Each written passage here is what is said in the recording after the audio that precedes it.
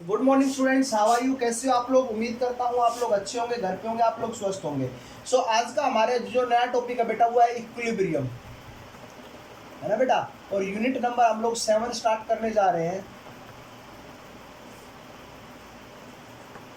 ठीक है, इक्विलिब्रियम को मेनली दो पोर्शन में डिवाइड किया गया है बेटा अपनी 11th केमिस्ट्री के अंदर। एक है बेटा अपना मेनली तीन ही मान लो, एक है फिजिकल इक्विलिब्रियम, दूसरा बेटा केमिकल इक्विलिब्रियम,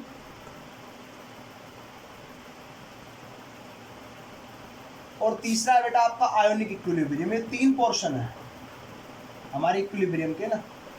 हम इन तीनों पोर्शंस की इक्विलिब्रियम हम लोगों को बहुत अच्छे ढंग से देखना है, आयनिक इक्विलिब्रियम के पोर्शंस को भी। हम लोग आज की क्लास में सिर्फ हम बात करेंगे वो इक्विलिब्रियम के बेसिक कॉन्सेप्ट के बारे में बात करेंगे। इक्विलिब्रियम होता क्या है, व्हाट इज इक्विलिब्रियम, क्लियर आप लोगों को? तो इक्विलिब्रियम की हम लोग बात करेंगे आज की क्लास के अंदर। स्टार्ट करता हूँ रिएक्शंस को, इक्विलिब्रियम को देखते हैं क्या होता है। सबसे पहले बेटा इक्विलिब्रियम जो होता है वो क्या होगा बेटा? जहां पर रेट ऑफ फॉरवर्ड बराबर हो जाती है रेट ऑफ बैकवर्ड की, वो आप लोगों का क्या कहलाएगा? इक्विलिब्रियम कहलाएगा। रेट का मतलब मैं आप लोगों को समझा देता हूं। रेट मतलब अगर मैं केमिकल इक्विलिब्रियम की बात करूं तो रेट वहां पर होगा change in concentration with respect to change in time. जितने टाइम में कंसंट्रेशन में जितना चेंज आया वो हमारी क्या कहलाएगी बेटा? रेट कहलाएगी। बोलो समझ में आया? ये केमिकल इक्विलिब्रियम में आप लोगों को ध्यान रखना है। अब बेटा सबसे पहले फिजिकल इक्विलिब्रियम, कुछ फिजिकल एग्जांपल्स लेते हैं और फिजिकल इक्विलिब्रियम को देखते हैं कि किस प्रकार से फिजिकल इक्विलिब्रियम प्रेजेंट होता है। तो सबसे पहले बेटा मैं एग्जांपल दे रहा हूँ वो आप लोगों का लिक्विड वेपर्स के बीच का एग्जांपल ले रहा हूँ। किसके बीच का एग्जांपल ले रहे बेटा? लिक्विड वेपर्स के बीच का। लिक्विड और वेपर के बीच में किस प्रकार से इक्विलिब्रियम आता है। ठीक है बेटा, मेरे पास एक कंटेनर है, उस कंटेनर के अंदर मैंने लिक्विड डाल दिया और उस लिक्विड को बेटा मैं क्या करने जा रहा हूँ? गर्म करने जा रहा हूँ। कंटेनर हमारा क्लोज है, ठीक है, क्लोज कंटेनर है। तो धीरे धीरे इस लिक्विड का लेवल राइज होता जाएगा और वेपर्स धीरे धीरे क्या होते जाएंगे बेटा? इंक्रीज। लिक्विड का लेवल डिक्रीज, वेपर्स क्या हो जाएंगे? इंक्रीज। एक टाइम ऐसा आएगा जहां पर वेपर्स की कंसंट्रेशन बहुत ज्यादा हो जाएगी तो लिक्विड का लेवल उसके बाद हमारा घटेगा नहीं, कांस्टेंट रहेगा। ऐसा क्यों कह रहा हूं मैं? ऐसा इसलिए कह रहा हूं कि जितने लिक्विड्स वेपर में कन्वर्ट हो रहे, जितने लिक्विड के मॉलिक्यूल, उतने ही वेपर मॉलिक्यूल कंडेंस होकर वापस किसमें आ रहे बेटा? लिक्विड में। Means the number of reactant liquid molecule which are convert into the vapours is equal to the exactly equal to the number of vapor which are again condensed in liquids। Clear आप लोगों को? मतलब मैं कह सकता हूं rate of vaporisation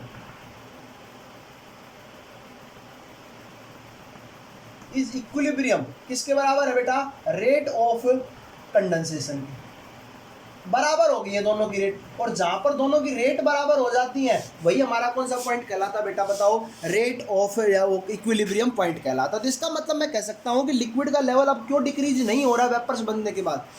तो दूर से आप लोगों को दिखाई देगा कि वेपर्स बंद होना मतलब रिलीज होना बंद हो गए हैं, लेकिन ऐसा नहीं होता है। क्यों? क्योंकि rate of vaporization rate of condensation की क्या हो गई? यहाँ पर बराबर हो गई। वेपर्स अभी भी कन्वर्ट हो रहे हैं लिक्विड में और लिक्विड अभी भी कन्वर्ट हो रहा है वेपर्स के अंदर, लेकिन इनकी आप लोगों को दिखाई नहीं दे रहे क्योंकि रेट ऑफ वेपराइजेशन और रेट ऑफ कंडेंसेशन हमारी क्या है? बराबर है। क्लियर आप लोगों को? नेक्स्ट चलते आगे की तरफ। लिक्विड या solid gas, solid gas equilibrium, vapour equilibrium या गैस इक्विलिब्रियम। बेटा मेरे पास एक ग्लास का कंटेनर है और उस ग्लास के कंटेनर के अंदर मैंने आयोडीन मॉलिक्यूल्स को रखा है।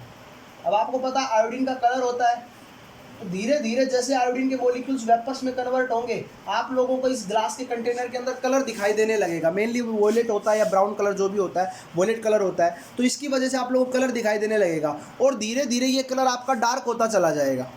अब डार्क होता चला गया, इसका मतलब क्या हुआ कि धीरे धीरे वेपर्स मॉलिक्यूल बढ़ते जा रहे हैं और वेपर्स की वजह से आप लोगों को उसका कलर दिखाई दे रहा है। लेकिन एक टाइम ऐसा आएगा ये फर्दर डार्क होना बंद हो जाएगा, मतलब और डार्क नहीं होगा, एक टाइम पे कांस्टेंट हो जाएगा। अब ऐसा क्यों हो रहा है? इसके पीछे क्या रीज़न है? क्योंकि सर यहाँ पर जितने अब यहाँ पर वेपर मॉलिक्यूल्स बढ़ गए हैं और वेपर मॉलिक्यूल यहाँ पर बढ़ गए हैं तो उतने वेपर मॉलिक्यूल यहाँ पर वापस क्या हो रहे हैं? कंडेंस हो रहे हैं। तो जितना रेट ऑफ सॉलिड को वेपर में कन्वर्ट करने का था, उतना ही रेट आपका अब वेपर से सॉलिड कंडेंस होने में उतना लग रहा है। तो दोनों के बीच में अब क्या हो जाएगा, इक्विलिब्रियम। और इस इक्विलिब्रियम को हम सॉलिड और वेपर या सॉलिड गैस इक्विलिब्रियम बोलते हैं। क्लियर आप लोगों को। नेक्स्ट एक एग्जांपल और देखिए, सॉलिड सॉल्यूशन।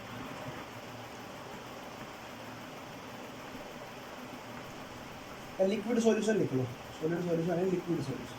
बेटा मेरे पास एक कंटेनर है, इसमें पानी भरा पड़ा, आप इसमें बाहर से क्या ऐड कर रहे हो, शुगर ऐड कर रहे हो।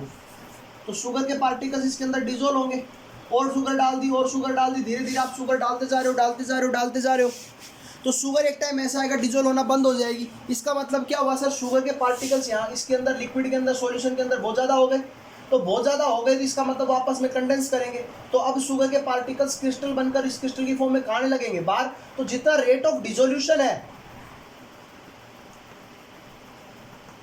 वो इक्विलिब्रियम में आ जाता है किसके, रेट ऑफ क्रिस्टलाइजेशन के, रेट ऑफ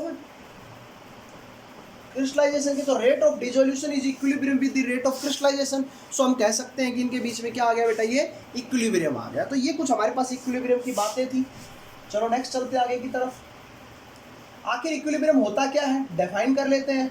सर इक्विलिब्रियम क्या होता है, एक ऐसा पॉइंट जहां पर रेट ऑफ फॉरवर्ड रिएक्शन किसके बराबर होती है, रेट ऑफ बैकवर्ड रिएक्शन के।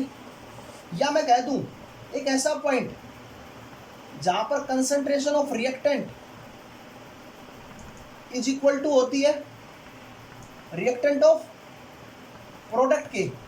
या मैं ऐसा भी कह सकता हूं एक ऐसा पॉइंट जहां पर concentration of reactant and product constant हो जाती है, चेंज नहीं होती। तो हम कह सकते हैं कि वहां पर क्या होगा बेटा, आपका इक्विलिब्रियम पॉइंट आ जाएगा। क्लियर आप लोगों को। ग्राफिकल मेथड से आप लोग अगर समझना चाहो तो कैसे समझोगे, जैसे मेरे पास एक रिएक्शन है, यहाँ पर कंसंट्रेशन है वर्सेस टाइम है। तो आपको पता है reaction A + B is give C + D। तो इनिशियली जब रिएक्शन स्टार्ट नहीं हुई तो किसकी कंसंट्रेशन ज़्यादा होती है, रिएक्टेंट की कंसंट्रेशन ज़्यादा होती है। अरे बोलो किसकी कंसंट्रेशन ज़्यादा होती है, रिएक्टेंट की कंसंट्रेशन ज़्यादा होती है। तो जब रिएक्टेंट की कंसंट्रेशन ज़्यादा होती है तो आपका पता है ग्राफ क्या करेगा,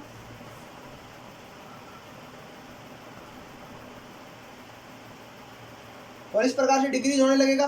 और जब रिएक्शन स्टार्ट हो चुकी तो धीरे धीरे कंसंट्रेशन ऑफ प्रोडक्ट क्या होगी बेटा, बढ़ेगी। तो इसके बाद जिस पॉइंट के ऊपर दोनों की कंसंट्रेशन कांस्टेंट हो गई है उस पॉइंट को हम कौन सा पॉइंट बोल देंगे बेटा, इक्विलिब्रियम पॉइंट। अब ऐसा जरूरी नहीं है कि दोनों की कंसंट्रेशन इक्वली हो जाए, किसी भी कंसंट्रेशन के ऊपर इनकी कांस्टेंट हो जाए, मतलब उसके बाद चेंज ना हो लेकिन बराबर भी ना हो। तो concentration of reactant, concentration of product, जिस पॉइंट के बाद ये कांस्टेंट हो गई है वो हमारा कौन सा पॉइंट कहलाएगा, इक्विलिब्रियम पॉइंट कहलाएगा। अरे बोलो भाई, समझ में आ गया आप लोगों को बात, क्लियर है। तो ये इस प्रकार से आप लोगों की क्या होंगी बेटा, ये इक्विलिब्रियम रिएक्शंस होंगी, या इक्विलिब्रियम आएगा आप लोगों का। अब ये कि जैसे रेट ऑफ फॉरवर्ड रिएक्शन, तो धीरे धीरे रेट ऑफ फॉरवर्ड रिएक्शन घटेगी, रेट वर्सेस टाइम के साथ ग्राफ प्लॉट करें, और धीरे धीरे इसकी फॉरवर्ड रिएक्शन जो थी वो घटेगी, और बैकवर्ड रिएक्शन धीरे धीरे क्या होगी, इंक्रीज होने लगेगी। तो जिस पॉइंट के ऊपर आपका एक पॉइंट कांस्टेंट रहेगी वो हमारा क्या कहलाएगा बेटा, बताओ, इक्विलिब्रियम पॉइंट कहलाएगा। तो ये छोटी छोटी चीज़ें थी जो आप लोगों को समझ में आनी चाहिए थी, और इक्विलिब्रियम के बारे में हम लोग बेसिक बस इतनी ही बात करेंगे, ज़्यादा बात हम लोग नहीं करेंगे। कल की क्लास के अंदर से हम लोग या नेक्स्ट वीडियो के अंदर हम बहुत अच्छे ढंग से चीज़ों को स्टार्ट कर देंगे। So okay, thank you, have a nice day.